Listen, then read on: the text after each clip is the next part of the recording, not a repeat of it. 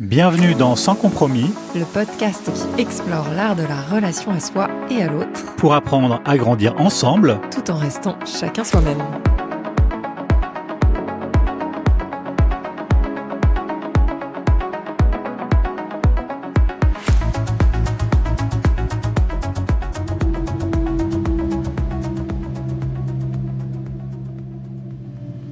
Et si nos vies n'étaient qu'une longue suite de compromis avec nous-mêmes, avec nos partenaires, avec les autres, comme si l'on devait constamment se travestir afin de coller au plus près de ce que l'on attend de nous. Et toi, à quel point sacrifies-tu l'instant présent pour un futur hypothétique, pour une meilleure retraite, quand tu auras le droit d'être libre et de faire enfin ce que tu veux? Ne ressens-tu pas pourtant ce désir profond de mener une vie stimulante, aventureuse, pleine de rencontres, une vie sereine?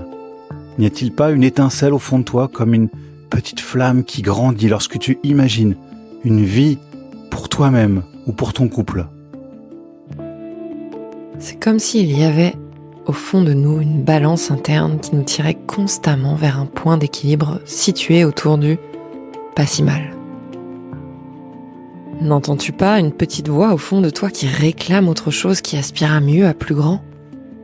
Lorsque tu te surprends à rêver d'une autre vie, au hasard d'une conversation, à la lecture d'un parcours inspirant, lorsque dans tes rêves, tu deviens quelqu'un d'autre, que ressens-tu? Si tu es complètement honnête avec toi-même, tu sais bien qu'il y a quelque chose qui hausse le ton, qui hurle même parfois. Il y a un message derrière tout ça. Non. L'exercice d'équilibriste que tu as mis en place ne fonctionne pas. Attendre en espérant que, avec un peu de chance, si les étoiles s'alignent, dans quelques années, tu pourras avoir cette vie qui te fait vibrer, tu sais bien que ce n'est qu'un leurre. Alors une négociation interne peut permettre d'assurer que le quotidien se déroule à peu près correctement, sans trop d'accrocs, mais seulement en surface. Car en profondeur, c'est le chahut. Si l'on ne s'attarde pas trop là-dessus, si chacun contient voire étouffe gentiment sa petite voix et les ressentis qui en découlent, on peut cependant se contenter d'un « ça ne va pas si mal ». Mais est-ce que c'est vraiment ça la vie? Tu te le demandes parfois et cela te dérange. Tu ressens qu'il y a plus, tu as envie d'explorer. Tu ne veux pas rester dans le tiède, mais faire la pleine expérience du chaud comme du froid. Tu veux ressentir pleinement ta vie, aller plus loin, faire de ce temps sur Terre un moment qui compte, comme une étincelle qui brillerait pour l'éternité. La vie n'est pas tiède.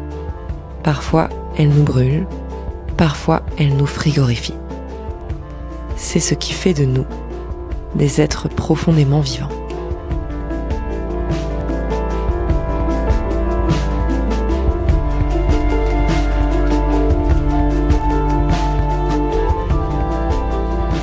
Nous venons de vous lire un passage de l'introduction du livre.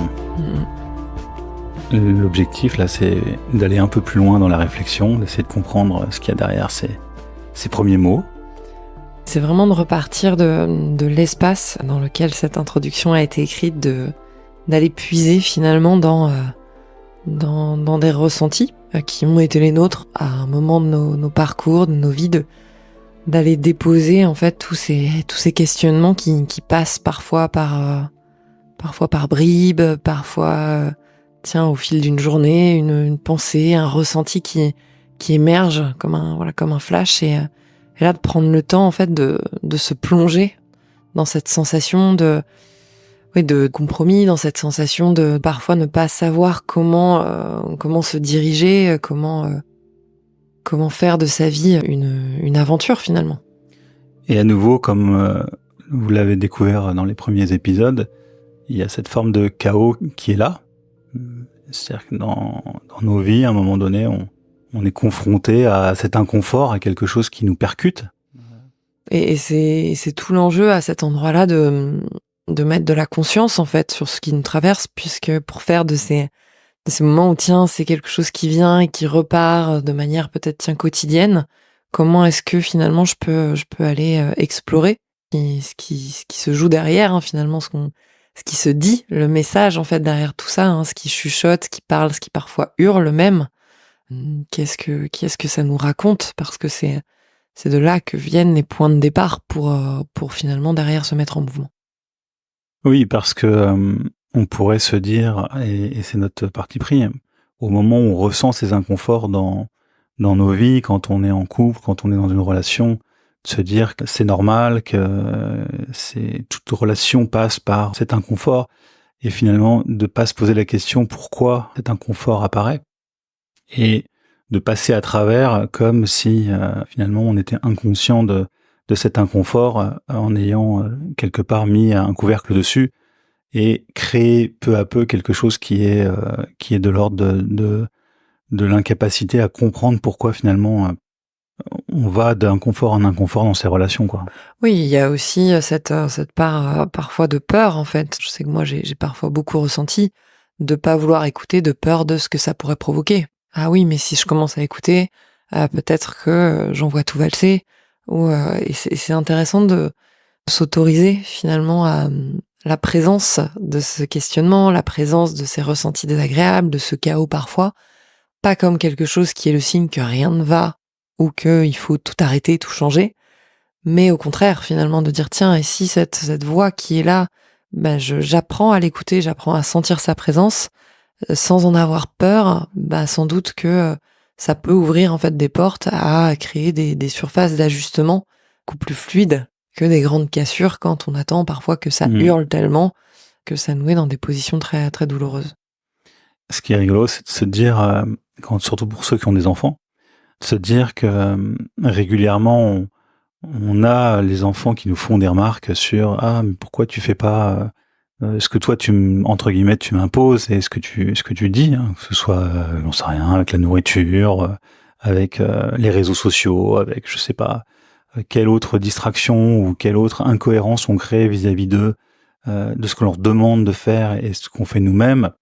Il y a quelque chose de quand on n'écoute pas, ces moments qui hurlent, ces moments où on se sent pas bien, ces moments de chaos dans la relation, de se dire: «Bah, en fait, on n'écoute pas l'incohérence qui est en train de s'exprimer» et finalement, il y a quelque chose d'assez, désarmant de dire: «Bah, est-ce qu'on est vraiment honnête avec nous-mêmes, hein, quand on n'écoute pas ça, quoi?» Mmh. Donc c'est vraiment d'aller confronter ces contradictions qui sont, de plus en plus criantes, hein, on en reparlera plus tard, hein, Ouais, et mais puis de commencer à les voir comme c'est intéressant toujours de dire tiens, comment est-ce que s'il y a une contradiction, en fait, ça n'est pas un problème. C'est nous, on appelle ça souvent des surfaces d'exploration, de dire tiens, ok, qu'est-ce qui fait que là, typiquement, il y a le fait voilà, de s'amuser, le fait de jouer est quelque chose de très important pour moi. Et finalement, quand je regarde ma vie, je vois que ça n'est pas du tout présent, que ce soit dans ma relation à moi-même, dans mon travail, dans mes relations avec mes enfants, les personnes qui m'entourent. Et une fois de plus, c'est pas de se dire, OK, ça veut dire que je rate quelque chose, ça veut dire que... Non, non, c'est juste de dire, ah, OK, super. Ça veut dire que là, OK, il y a un rapport d'étonnement à faire et sans doute que finalement, il y a une possibilité, en fait, d'apporter plus de moi. Et c'est un peu ça, finalement, le message aussi, dans ces inconforts, c'est de les voir comme, comme des points de départ, finalement, et pas des impasses. Et je pense que ça change tout dans le fait d'arriver à les considérer, d'arriver à en parler plus librement aussi, hein, que ce soit avec soi-même ou avec les autres autour. et si vous avez du mal à vous dire: «Tiens, oui, mais c'est normal, de faire ces compromis», peut-être pousser le curseur un peu plus loin en vous disant: «Est-ce que ces zones où je suis en train de faire un compromis sur qui je suis dans la relation ou dans ce que je veux vraiment dans ma vie, est-ce que je suis pas tout simplement en train de sacrifier, d'aller vraiment mettre des mots forts sur la notion presque de sacrifice de soi, sur, le sacrifice de ses propres désirs, de ce qui est important pour soi et d'être dans quelque chose qui, voilà, amène un inconfort en lui-même dans la prise de conscience. C'est-à-dire, si je commence à réaliser et à prendre conscience que je suis en train de sacrifier ce qui est important pour moi, peut-être que ça va déclencher quelque chose qui est de l'ordre du mouvement pour se dire, ok, bon, comment est-ce que je fais pour sortir peut-être de ce compromis, comme disait Marie, même si c'est inconfortable de le réaliser, au moins, quelque part, d'initier une démarche de prise de conscience de où est-ce que je suis en train de faire des compromis dans la relation, où est-ce que je suis en train de faire des compromis dans ma vie, et comment est-ce qu'on va passer à une étape où c'est maintenant que je bouge, c'est pas en attendant la retraite. Oui, et c'est aussi de se rendre compte. Je sais que même moi, dans mon parcours, le fait de m'être souvent considérée comme quelqu'un d'égoïste, ce n'était pas bien, de penser à soi. Il y a quelque chose de l'ordre de dire oui, mais du coup, c'est toujours cette notion binaire très duel de oui, mais du coup, si je me sacrifie pas pour l'autre, ça veut dire que je suis égoïste et que je pense qu'à moi. Et là, je trouve que une invitation, c'est vraiment d'aller percevoir, tiens, dans tous ces endroits où j'accumule en fait ces compromis, ces sacrifices, en réalité, qu'est-ce que j'amène derrière dans la relation? Et de s'imaginer vraiment cette notion de, bah tiens, quand je fais constamment des efforts, quand je me force à faire des choses, comment je me sens en fait à l'intérieur? Comment est-ce que finalement, au bout d'un moment, je me vide de mon énergie? Au bout d'un moment, je suis dans l'attente d'un retour? Au bout d'un moment, je me tends dans la relation parce que je commence à avoir cette voix à l'intérieur qui dit oui, mais en fait, là, au bout d'un moment, ça va quoi. C'est toujours les mêmes qui font les efforts ou il y a jamais nan. Et du coup, c'est aussi de se responsabiliser sur tiens, alors peut-être que c'est pas forcément toujours évident d'aller rebouger ces surfaces, de sortir en fait des compromis du sacrifice, mais tiens, qu'est-ce que ça va changer à l'intérieur de moi dans ma disponibilité à moi-même et à l'autre, dans la relation que je propose en fait derrière. Et tout ça, ça parle beaucoup d'amour en fait finalement.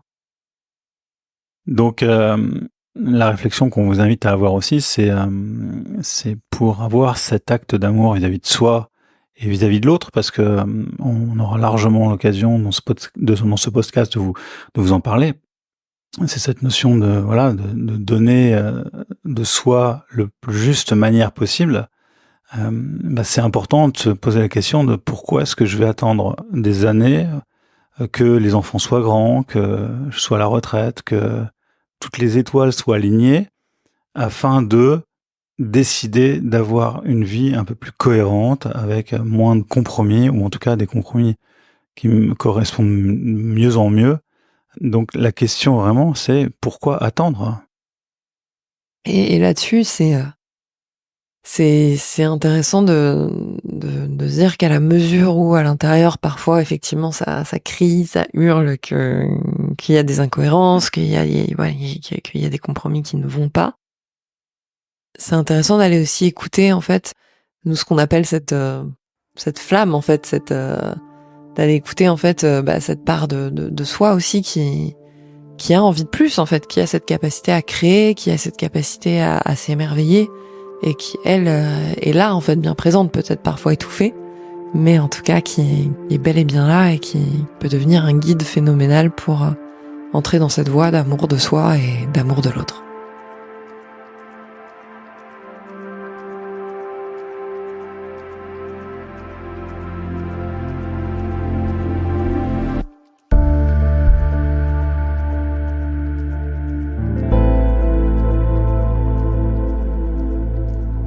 Au fond de toi, il y a cette flamme qui te pousse à progresser, à avancer, à faire en sorte que chaque seconde de ta vie compte vraiment.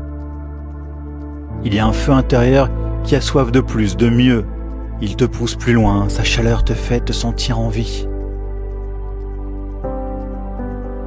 Lorsque la vie te met face à une nouvelle expérience, à une découverte inattendue, alors cette flamme brûle plus fort encore. Et lorsque cela se fait à deux, vos flammes respectives entrent dans une danse endiablée qui dévore tous les doutes sur son passage. Il ne reste alors plus que le désir d'aller un cran plus loin dans ce que vous construisez ensemble. Non, vraiment, vous n'avez pas envie de vous contenter de quelque chose de tiède. Alors si vous reveniez à cette idée que le temps nous est compté, si vous arrêtiez de vivre comme si vous étiez immortel, et si tu décidais de laisser vivre cette flamme, de construire une vie de dingue à deux, ce n'est pas demain ni dans 10 ans qu'il faut faire sauter tous ces foutus compromis consciencieusement construits au fil des années, mais maintenant, là, tout de suite. Évidemment, il y a beaucoup d'obstacles à franchir pour se libérer de toutes ces contraintes. Cela prend du temps, et cela commence par une reconnexion à ce désir profond. Tu ne veux pas juste te contenter d'une vie qui fonctionne, mais dans laquelle tu ronges ton frein régulièrement. Tu veux passer au niveau supérieur pour toi et pour ton couple. Est-ce que tu es prêt pour ça?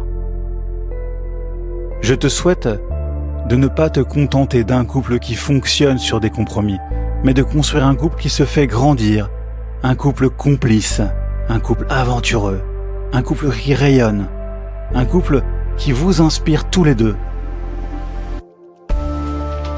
La magie est là.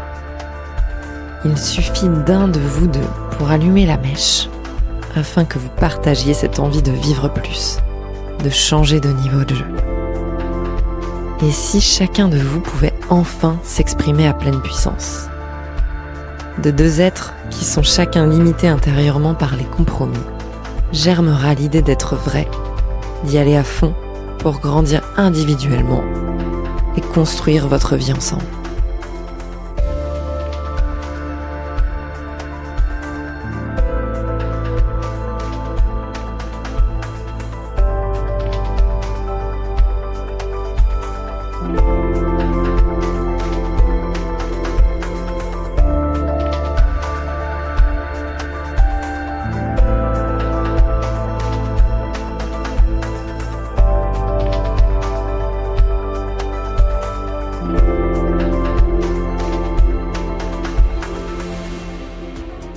Merci d'avoir écouté cet épisode. On vous souhaite qu'il éveille en vous l'envie de créer des relations qui vous inspirent Avec vous-même et avec ceux qui vous entourent.